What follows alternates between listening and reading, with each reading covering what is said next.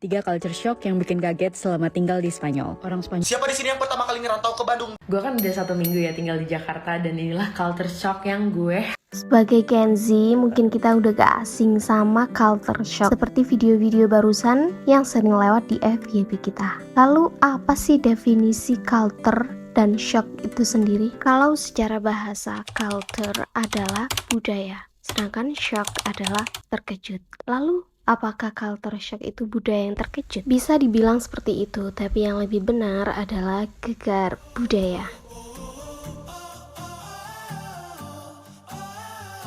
Awal mula culture shock itu dikenal pada tahun 1960, dan definisi sederhananya, culture shock atau gegar budaya adalah dimana seseorang merasa kaget atau tidak nyaman dengan lingkungan baru, situasi baru, orang baru, treatment baru, karena adanya perbedaan dengan culture yang lama.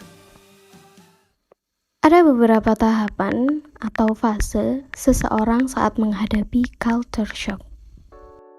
Yang pertama adalah fase optimis atau honeymoon, di mana seseorang itu masih merasa suka atau enjoy dengan hal baru tersebut. Misal, seseorang yang pergi berlibur ke luar negeri, hal pertama yang ia lakukan, ia akan mengambil selfie atau menikmati momen tersebut.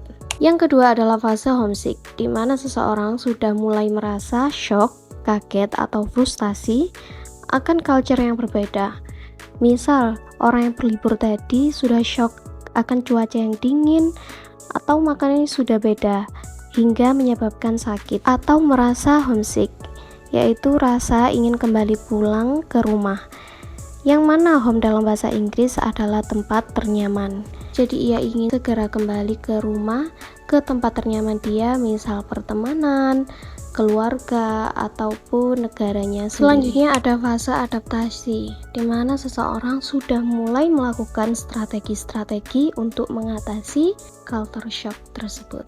Setelahnya ada masa recovery, di mana seseorang sudah merasa enjoy dengan perbedaan culture sambil berkata, inilah hidup saya. Fase tertinggi dari culture shock adalah fase master, di mana ia sudah betul-betul adaptasi atau menganggap perbedaan culture shock tersebut sudah bukan hal yang baru lagi.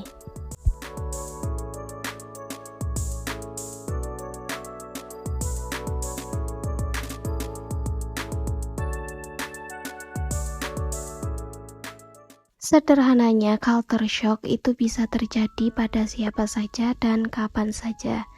Tidak hanya pada tempat ataupun adat yang biasa kita lihat, tapi juga dalam dunia akademik.